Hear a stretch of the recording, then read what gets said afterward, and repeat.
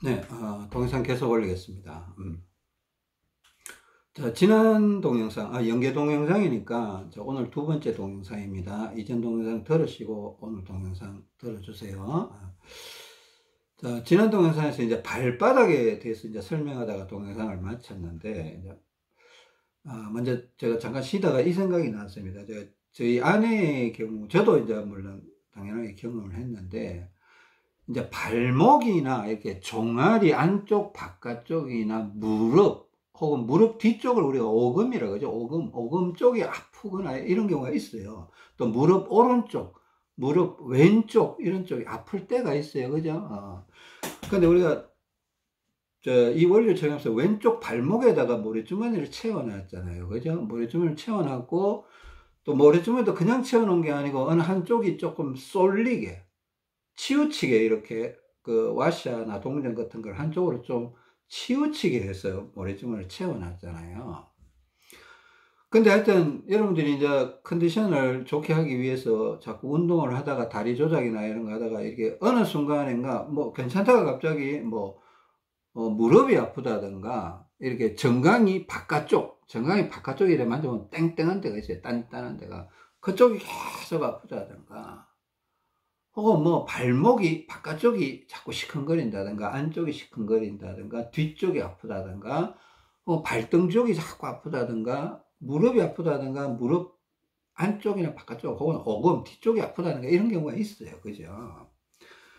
근데 이거 잘 잊어버리는데 제가 하여튼 이게 잘 잊어버려요. 저도 가끔씩 잃어버리는데 저는 이제는 안 잊어버리는데 요 발에 참 무게가 쏠려 있는, 와샤가 쏠려 있는, 뭐 와샤가 바깥쪽에 쏠려 있는 분도 계시고 뭐 뒤쪽에 쏠려 있는 분도 계시고 앞쪽 뭐 혹은 앞쪽 바깥쪽 뭐 이런 식으로 앞쪽 오른 안쪽 뭐 이렇게 혹은 안쪽 이렇게 많이 쏠려 있는 경우도 있는데 여러분 그거 쏠려 있는 방향을 무슨 다이얼 클릭 하듯이 이렇게 싹 돌려보세요. 어느 쪽으로. 그러니까 원래는 피가 적은 게 확인이 되면 아픈 쪽이 피가 적어서 아프면 무게 있는 방향을 아픈 방향으로 일자가 되게 이렇게 탁 맞춰주면 그 통증이 슥 사라져요. 근데 이제 그쪽에 피가 너무 많아서 아프다 이럴 경우가 또 있어요. 그쪽에 피가 운동하다 보니까 그쪽에 피가 계속 쌓여가면서 뻐근하게 아프다 이런 경우가 있을 수 있거든요. 그러면 그 무거운 부분을 약간 반대쪽으로 대칭적으로 그죠? 바깥쪽에 있으면 안쪽으로 이렇게 돌려주던가 앞쪽에 있으면 뒤쪽으로 이렇게 해주던가 뭐 앞쪽 바깥쪽에 있으면 안쪽 뒤쪽 이렇게 대각선 쪽으로 이렇게 방향을 클릭을 이렇게 조정을 해주시면 그 통증이 부드럽게 사라지는 경우가 많습니다.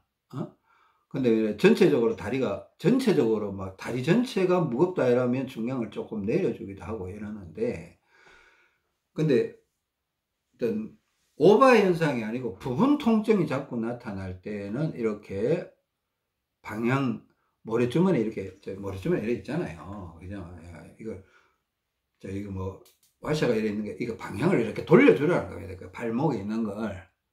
그래서 찾아보면 덜 아픈 방향이 있을 거다. 무릎이 꼭 무릎 관절염처럼 혹은 물 찬 것처럼 무릎에 물 찼다, 운동선수들이 물 찼다, 뭐 관절염 같은 느낌이 하여튼 좀 기분이 안 좋은 그런 무릎이 아픈 게 있을 수 있잖아요. 아픈 것도 아니고 희한하니까. 그때는 앞쪽을 해주면 좋아요. 앞쪽을 해주면 좋고. 하여튼 그런 게 있습니다. 또 무릎이 뻐근하면서 또 아프고 막 이런 경우도 있어요. 그러니까 관절염 같은 개념이 아니라 무릎에 그냥 뭔가 이쪽으로 순환이 안 되면서 피가 이쪽에 너무 많아서 그럴 때가 있어요. 그것도 뒤쪽으로 해주면 또 괜찮은 경우가 있어요. 근데 모르니까 여러분들이 그게 뭐 분석이 안 되니까 일단 모를 때는 이렇게 해보라는 겁니다. 지금 몰라서 우리가 자물쇠 열 때 뭐 기술자 아니잖아요. 우리가 뭐 도둑질 하는 사람도 아닌데 근데 뭐 어떡하다 문이 잠겼으면 어떡하다 열려고 막 이렇게 저렇게 주물럭주물럭 해보잖아요. 그죠? 그런 식으로 해보다 보면 발목이, 무릎이 안 아픈 수가 있다는 겁니다. 그게 의외로 좋은 방법일 수가 있습니다. 이거 꼭 기억해 두시고. 그거 잊어버릴까 봐 제가 미리 말씀드린 거예요. 발바닥 문제로 다시 가겠습니다. 발바닥 문제를 가장 단순하게 보면 앞꿈치, 뒤꿈치예요. 예? 뒤꿈치, 앞꿈치 이렇게 두 개로 구분하세요. 앞꿈치, 뒤꿈치, 발바닥. 조금 더 세밀하게 하면 앞꿈치, 뒤꿈치와 이 센터, 가운데 부분도 조금 생각하세요.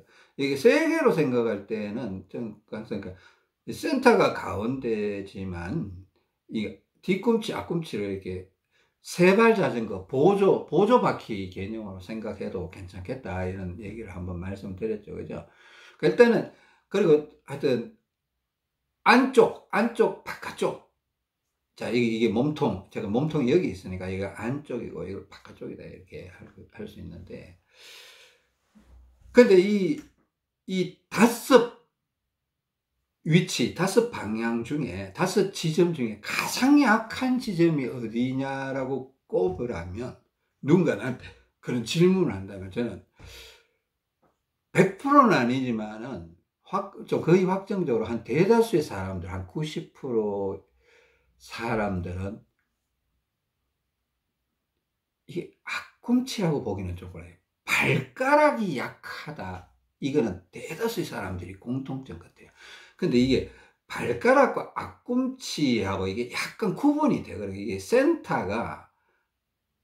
이 센터가 약간 앞꿈치 쪽으로 쏠려 있어요. 그러니까 우리가 발가락을 짚는다고 하지만 어떻게 보면 가운데 이 센터 부분을 짚고 있는, 여성들이 하이힐을 신어도 발가락을 누르면서 신고 있는 분들도 있을 수 있어요. 근데 발가락이 아니고 이 센터 부분을 콱 누르고 발가락에 힘을 그다지 안 주면서 걸어 다니시는 분들도 많이 있을 거라고 생각돼요.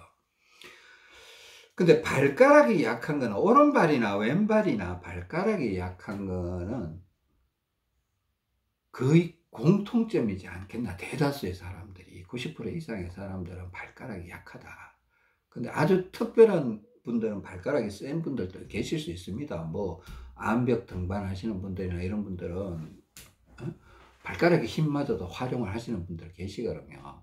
근데 대다수 일반인들은 발가락을 거의 활용을 안 해요. 왜? 신발이 그 발가락의 기능을 해주고 있기 때문에 발가락을 사용하고자 하는 용도가 없어요. 사용할 이유가 없어요. 그러니까 그냥 신발 신으면 발가락 기능을 해버리거든요. 그러니까 신발 신는 게 편한 거예요. 아프리카 사람들이나, 아프리카 사람들이 다 그런 게 아니고, 이렇게 맨발로 다니는 사람들은 발가락이 이렇게 벌어진다고 했잖아요. 발가락을 활용을 해야 돼요. 맨발로 걸어 다니면. 근데 도시의 사람들은 발가락이 이렇게 몰려요. 이렇게 오목손처럼 오목발가락으로 바뀌어요. 자, 발가락은 대다수 일반인들은 다 약하다고 봐야 돼요. 제가 보기에는. 그죠?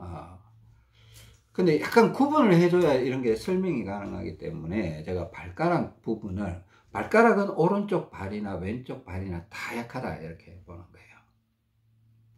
그러면 앞꿈치, 뒤꿈치 이래 얘기했을 때는 어떻게 보면 제가 보기에는 이 센터 부분이 앞꿈치일 가능성이 높아요. 제가 보기에는.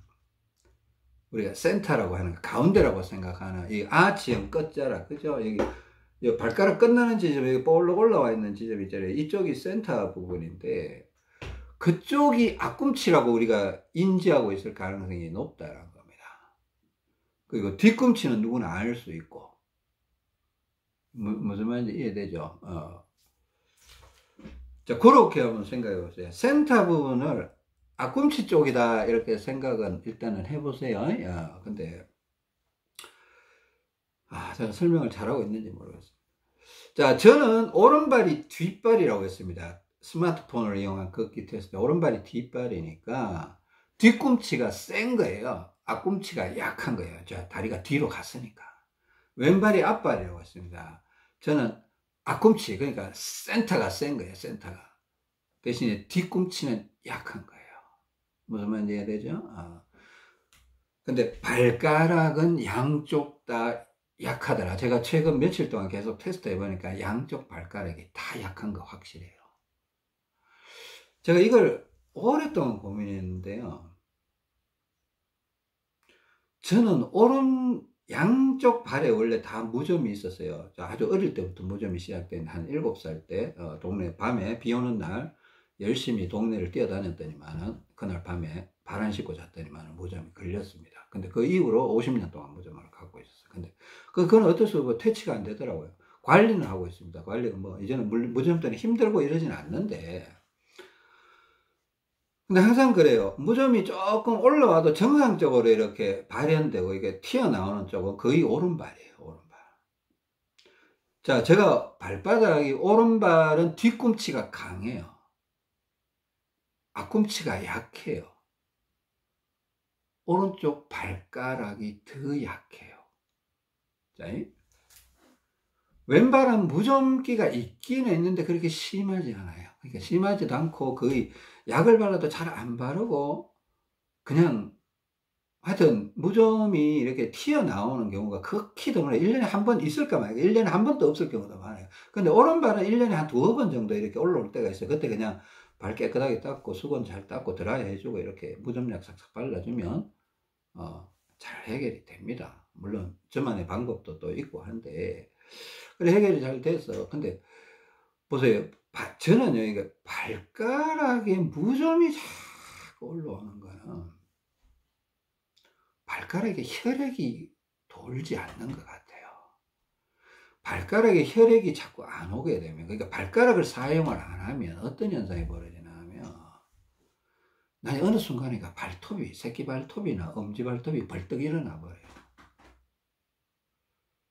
발가락을 이렇게 흔들어 보면 그냥 뭐 뼈나 근육에 의해서 강한 힘이 아니고 그냥 덜렁덜렁 거려요. 그러니까 발가락을 워낙 사용을 안 하니까 발톱 쉽게 빠져버려요. 뭐 어디 충격받은 것도 아닌데 그냥 지 혼자 빠져버려요. 양말 이렇게 실오라기에 걸려서 발톱이 일어나 버리기도 합니다. 그런 사람들 제가 봤거든요. 저도 한번 그런 경험이 있어요. 근데 아차 싶어서 딱 붙여놓고 이렇게 관리를, 이렇게 발가락 운동을 막 해주니까 붙더라고. 정말 그때 내가 발가락 운동을 계속 손가락으로 발가락을 계속 움직여주니까 그때는 뭐 원인도 모르는데 그렇게 해야 될 것 같아서 했는데 진짜 붙었어요. 한 일주일쯤 지나니까 붙었다는 확신이 들더라고. 진짜 일어났었는데. 그러니까 우리가 발가락에 혈액이 공급이 안 되면 무좀이 일어나도 무좀도 잘 생기고 무좀이 잘 발현도 잘 되고 발톱도 잘 이상해지고 발톱 무좀도 생기고 발톱도 자꾸 두꺼워지고 그죠? 혈액이 공급이 되면 발도 건강한 거예요. 발가락 운동, 우리가 아침 운동으로 누워서 할 때 이렇게 플랭크 하면서 발가락 앞쪽으로도 누르고 발등 쪽으로도 누르고 하는 아침 운동, 플랭크 운동 있죠? 그거 꼭 하세요. 그거 꼭 하시고. 근데 그럴 때 이제 발가락을 활용하는 연습을 조금 하셔야 돼요. 발가락을 활용하는 연습을 좀 하셔야 되는데, 전 최근에 발가락을 활용하는 연습을 좀 하고 있습니다. 자, 일단은 제가 앞발, 그러니까 저는 오른발이 뒷발이잖아요. 저 왼쪽 다리, 왼쪽 발이 앞발인데, 그러니까 앞발이라는 거는 앞꿈치가 세다는 거예요. 앞꿈치라고 세다고 발가락이 센 게 아니고 센터 부분이 센 거예요. 센터 부분이 앞꿈치가. 그렇게 제가 보고 싶습니다. 그러니까 센터 부분이 앞꿈치가 세고 뒤꿈치가 약하단 말이에요. 그래서 뒤꿈치를 막 벽에다 치기도 하고 이렇게 뒤로 걸으면서 꾹꾹 눌러주기도 하고 이렇게 하면서 한 12일 정도 했더니만 진짜 뒤꿈치가 굉장히 바닥에 탁 잘 붙는 지점까지 왔어요. 한 12일 동안 꾸준하게 했더니만 그전에는요 이래 쪼그려 앉는다든가 걸어 다녀보면 왼발 뒤꿈치가 잘 안 붙는 느낌이에요. 걸어도 그냥 센터 쪽으로 힘이 가버리고 그러지 뒤꿈치가 잘 땅바닥에 안 붙는 느낌이 항상 들었어요. 앞꿈치는 오른발은 뒤꿈치가 확실히 붙는데 왼발은 희한하게 뒤꿈치가 안 붙는다. 이건 뭐 내 몸이 골반이 비틀어졌나 왜 이러나 모르겠는데 그게 계속 신경 쓰일 정도로 왼발 뒤꿈치가 안 붙었던 때가 있었어요. 지금부터 한 열흘 전까지 수십 년 동안 제가 알게 모르다. 근데 한 열흘 전부터는 뒤꿈치가 붙었어요.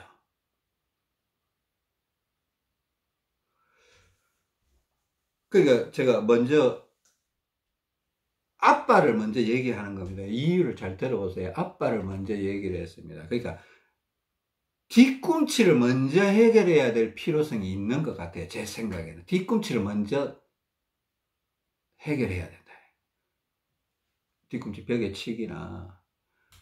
뒤꿈치를 해결하고 싶으면 이게 모래주머니 약간 뒤쪽 방향을 해야 되잖아요. 그죠? 왼발이 앞발이니까 뒤쪽 바깥쪽으로 이렇게 좀 공략을 해줘야 하는데, 그래 주로 뒤로 공략하는데, 왼발이 뒷발이 잘 안 붙으면, 뒤꿈치가 안 붙으면 중량을 뭐 5g이나 10g 올려갔더라도, 아니면 운동량을 좀 늘렸더라도 자꾸 하다 보면 왼발 뒤꿈치가 안정적으로 땅바닥에 탁 붙는다는 느낌이 와요. 그거 어지간한 사람은 느낄 수 있을 것 같아요. 제가 느껴보니까 야, 이거는 누구나 느낄 수 있을 것 같다라는 느낌이 있어요. 그러니까 제가 보기에는 이건 누구나 느낄 수 있는 거예요. 왼발 뒤꿈치가 확실히 붙는다.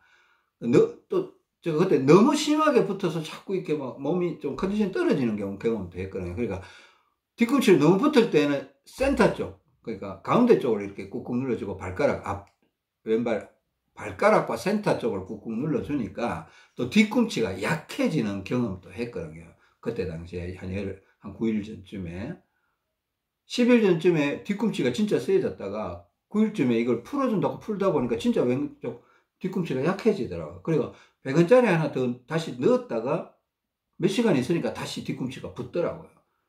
붙어서 저녁에 또 100원짜리 빼버렸어요. 하여튼 그런 식으로 100원짜리 넣었다 뺐다 하면서 이렇게 통계를 했는데, 그 시간 이후로 제가 왼발 쪽에는 별로 관심을 안 가져요. 관심을 가진다라면 지금 딱 이거예요. 왼발은요, 제가 의도적으로 약간 요즘 이렇게 갖고 있습니다. 센터 약간 아치형으로 뒤꿈치와 발가락을 이렇게 지면에 대고 걸어요. 센터를 약간 띄우는 느낌으로. 센터를 눌러버리면 자꾸 앞꿈치 쪽에 힘이 가더라고요. 그러니까 센터를 자꾸 누르니까 나중에 보니까 뒤꿈치가 약해지는 경향이 생기더라고요. 센터를 누르니까요. 네? 무슨 말인지 알죠? 여기 센터 이 부분을 누르니까 뒤꿈치가 자꾸 약해지는 경향이 생겨요. 그러니까 이러면 안 되겠는데 싶어서 그러니까 나중에 보니까 발가락이 약하다라는, 제가 왼발이 앞이었잖아요. 그럼 왼발이 앞이면 발가락이 세야 될 거 아니에요. 근데 제 주변 제 가족들이나 이렇게 봐도 앞발 뒷발 봐도 발가락은 오른발 왼발 다 약해요. 제 가족들 이렇게 세밀하게 봐도 뭐 엄지발가락도 워낙 약해갖고 뭐 무지 외반증처럼 막 이렇게 바깥쪽으로 이렇게 꺾여버리는 거예요. 그 운동을 해서 많이 좋아지긴 했는데 그래도 꺾여 있더라고. 그러니까 발가락은 오른발이나 왼발이나 다 약하다. 그러니까 우리가 앞꿈치라고 하는 거는 그 센터를 얘기하는 게 맞을 가능성이 높겠다. 그럴 때 왼발은 약간 이런 식으로 가요. 뒤꿈치, 앞꿈치, 발가락 쪽으로 이렇게. 또 뒤꿈치에 너무 간다 싶으면 발가락에 힘을 조금 더 전달하고, 발가락이나 그때 뒤꿈치에 힘이 넘어가면 센터와 앞꿈치에 발가락에 약간 힘을 주는 거죠. 뒤꿈치에 힘이 넘어간다 싶으면. 제가 뒤꿈치에 힘이 많이 가서 컨디션이 조금 떨어져 본 경험이 있다고 했거든요. 너무 쏠리니까 뭔가 몸이 약간 무거워지더라고. 좀 표현하기가 좀 약간 이상한 느낌이 들었어요. 저도 그건 설명을 못 하겠어요. 그러니까 뒤꿈치에 힘이 너무 많이 가면 센터와 발가락에 힘을 주고, 그죠? 뒤꿈치가 이거 적당하면 센터는 힘을 약간 빼면서 발가락과 뒤꿈치에 힘을 주는 거예요. 센터를 자꾸 눌러버리면, 센터만 눌러버리면 앞꿈치가 세지니까 뒤꿈치가 약해진다는 거예요. 발가락을 지면에 이렇게 누르는 연습을 한 이틀 동안 계속 하고 있는 것 같아요. 저도 모르게 하더라고요. 저도 모르게 하고 있어요. 그러니까 왼발은 요 정도만 계속 신경을 쓰고 있으니까, 거기 요 정도만 신경 쓰면 해결이 되니까, 그러니까 마음이 부담스럽지 않고 스트레스를 좀 안 받는 것 같아요. 그러니까 요런 건 정확하게 알아버리면 스트레스를 안 받는 것 같아요. 근데 정확하게 모르면 내가 발바닥을 짚는데, 이거 앞꿈치를 눌러야 돼, 뒤꿈치를 눌러야 돼, 막 헷갈릴 수 있을 것 같아요. 그죠? 자기가 자기 걸음을 걷는데 도대체 어떻게 걸어야 되나 봐요. 당황스러울 수 있잖아요. 그죠? 그럴 수 있고. 이제 안쪽 바깥쪽 문제는 여러분들이 이제 걸어보면 발가락에 힘을 줘보면 어느 날은 엄지발가락에 힘이 막 쏠리는 때가 있을 거예요. 그럼 발가락에 힘을 주더라도 한 번씩 새끼발가락 쪽으로 한 번씩 힘을 줘보기도 하고, 새끼발가락 쪽으로 힘을 주라는 거는 바깥쪽으로 좀 치우치게 힘을 줘보라는 거죠. 또 새끼발가락 쪽에 너무 힘이 가고 엄지발가락에 힘이 안 온다 싶으면 엄지발가락을 눌러줘야 무지외반증이 해결이 되는 거예요. 여러분, 발가락을 사용 안 했기 때문에 무지외반증이 생긴다고 봐야 돼요.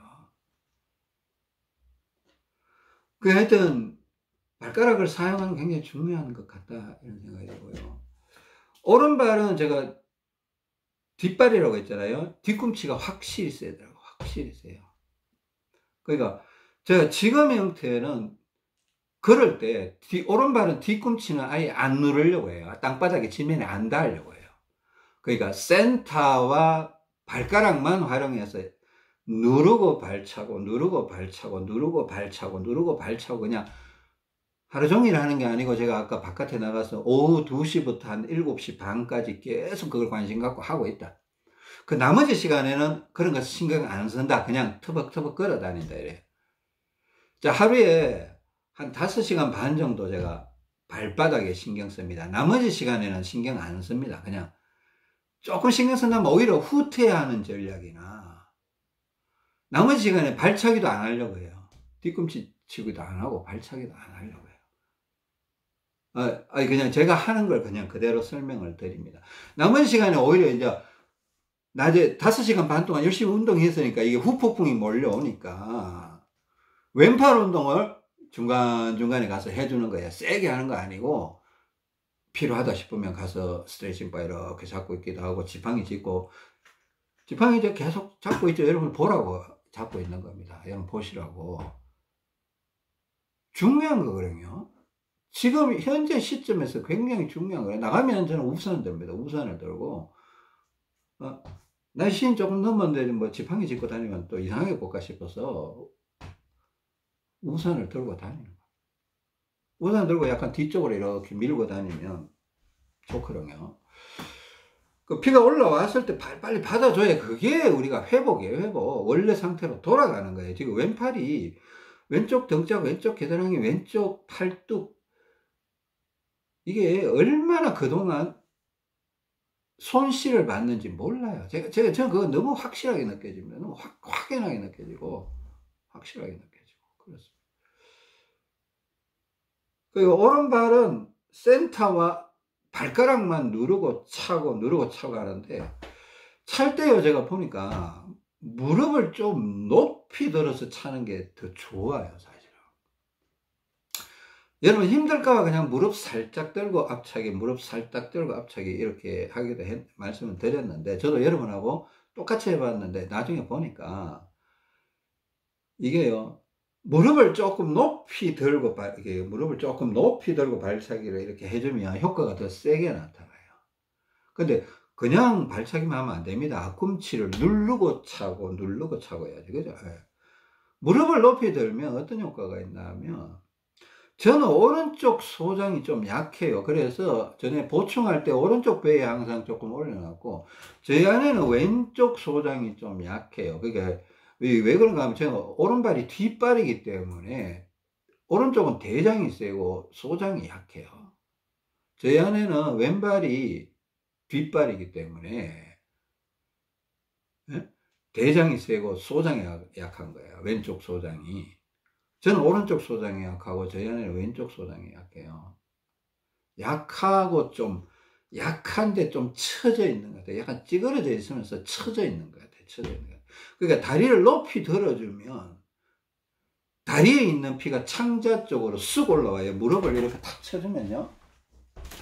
무릎을 이렇게 탁 쳐주면 이게 쉽지는 않아요. 여러분 그동안 이렇게 했을 거 아니에요. 그죠? 이렇게 해도 효과 있어요. 앞꿈치 누르고, 이렇게.